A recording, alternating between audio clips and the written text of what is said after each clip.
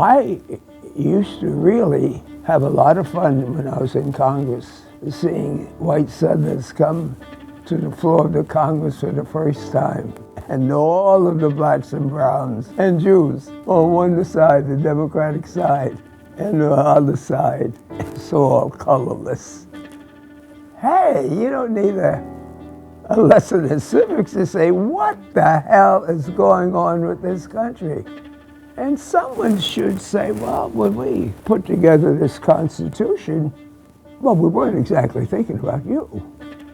So there's something we have to overcome. You don't do it just with laws. You do it in sitting down and saying, you're here, I don't know how you got here, I don't know how I got here, but if we're gonna live together, we gotta have a sit down.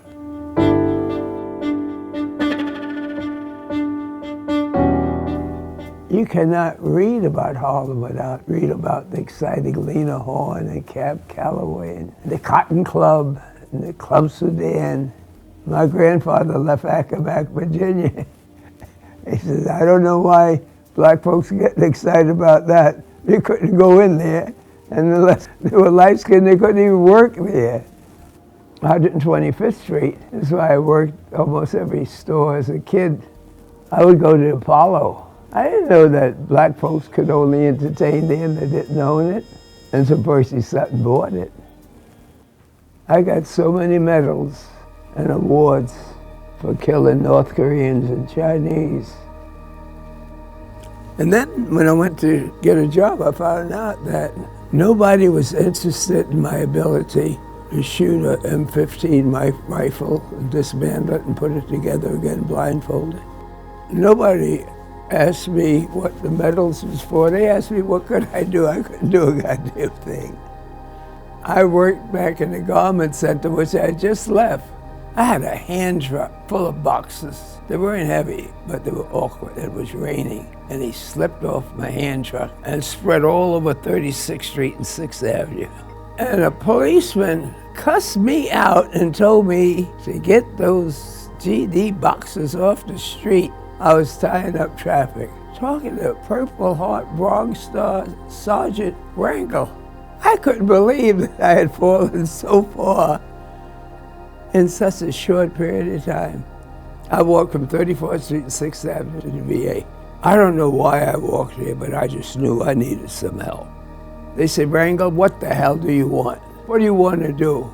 I said, well, what do I want to do? I took an aptitude test and they said I should be an electrician. And that's racism, so you straighten that out and you tell me, what are you gonna do for me? He said, well, what do you want to be though? Well, give us some direction. I didn't know any college graduates. The Army never told me what it was like outside the Army. All I learned how to do was hurt people. But my grandfather, he was an elevator operator at the criminal court building. Oh, he loved lawyers. He loved judges. So I figured, what if I tell him and go home and say, hey, grandfather, I'm going to be a lawyer. I had no idea that I had to go back to high school. I had to go to regular college and then go to law school. I had to become an old man just saying it. And he laughed until I became an assistant United States attorney. He said, you son of a bitch, you did it. The law became something to me that I found that people respected more than they did individuals. We are a government of laws and not men. That means that this law is the most precious weapon you can have. Wow, who would not want to be a lawmaker and a lawyer? And I never looked back.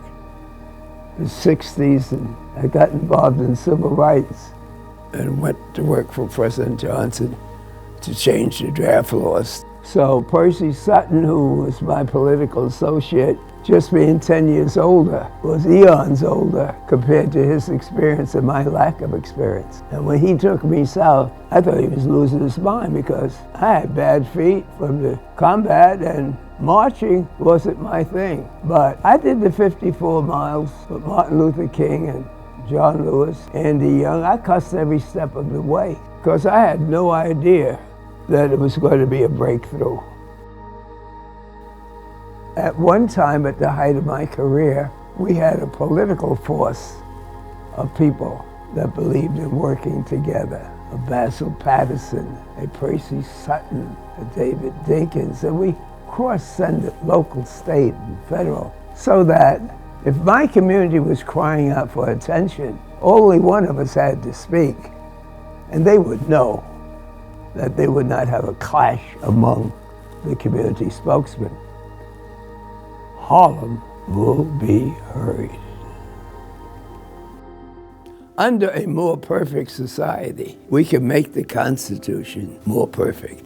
And as tens of thousands and millions of people come into this country and bring their thoughts and their language and their culture, they improve the quality of thinking for everybody else in that country. If you could only have the power to stop and listen and believe that just because it's not America doesn't mean that it's wrong. These things are not academic. It just makes a lot of sense.